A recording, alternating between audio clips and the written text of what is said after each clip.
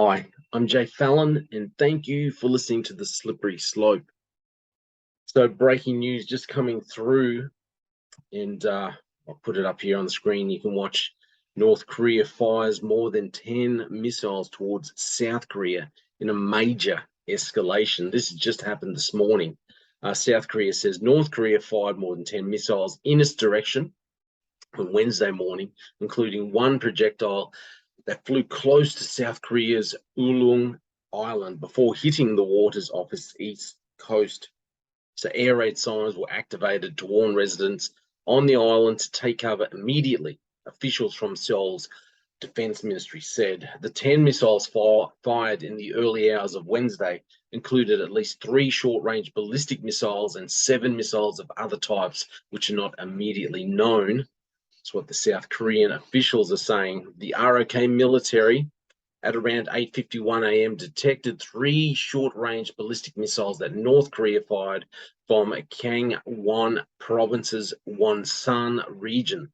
And one of these fell in international waters of the east coast, south of the northern limit line. This is what the JCS said in a statement. North Korea has not yet commented on the launches, but had warned it would take action as the US and South Korea went ahead with joint military exercises. So they've gone ahead with these exercises. But it's my firm opinion that nations like North Korea, China have been watching what's happening with Russia and Ukraine. They've been watching the actions of Vladimir Putin.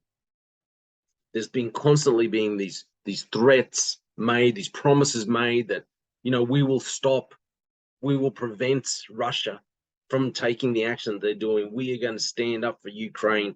We're fighting for them. And yet, in reality, we're not helping them as much as we could. In reality, what Russia needed was the whole world to unite, was NATO to unite and push back militarily and show that we stand in unity and fight back. And now nations like China, North Korea are watching, thinking, we can push the envelope. So what if US and South Korea, are having these joint operations? We can make threats against them, and we can push those threats. We can push the envelope. We can fire missiles on our own. We can let them know that we mean serious business and be confident that there will be no retaliation, no real retaliation, nothing to really answer for. So going on in this article, South Korea responded to the missiles fired by its neighbor with its own test launch involving at least 3 air-to-ground missiles, the military has said.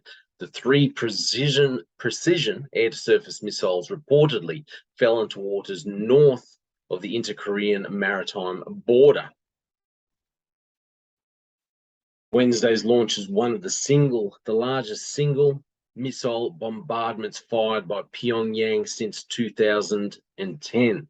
As I said, this is what happens when you have a weak West, when you have leadership that do not stand up for righteousness, when you have leaders like, I'm sorry to say, but Joe Biden, who are not respected by the rest of the world.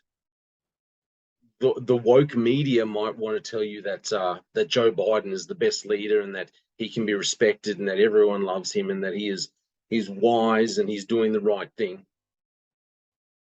Reality is the rest of the world laughs at him, and we can see what happens. Putin doesn't listen to NATO. Putin doesn't listen to Joe Biden. The Germans never listened to Trump all those years ago when he warned them about being reliant on Russian gas, Russian oil. They're quiet about it now, aren't they? This is what happens when you have weak leadership. This is what happens when you have nations that no longer stand for righteousness. This is what happens when you have nations and leaders that constantly push away the God of the Bible and embrace secularism, embrace everything else other than God. We're seeing these things escalating, wars, rumors of wars. I don't want to bandy it about too much, but we are seeing definitely there's wars and rumors of wars. There's always been wars around the world and rumors of wars, but it has been escalating since, I think, since the Reformation of Israel, since 1948. Wars, rumors of wars have started to escalate, and we are seeing it now. You know, in my mind, COVID-19 seems to be the starting point where globalists are really pushing things and seeing how far they can push things. Demonic powers are really, really pushing back. It's time for the church to stand up and push back. We have to stand up. We have to keep praying, keep relying on God, keep putting God first, keep trusting in the Lord Jesus Christ, praying for our nations, praying for this world, praying for the salvation of our loved ones. These are concerning times, but if you know the Bible and if you trust in God, you can know that He is in control. I just wanted to let you know this is what's happening in case you didn't know. Keep your eyes on what's happening around there. I think soon, very soon, China is going to start escalating things even further with Taiwan. I've said it before, I'll say it again. I really do believe that we'll end up in some kind of war with China. I believe this is just the start of things to come. But that's just my opinion. Trust in God. Please like, share the Slippery Slope.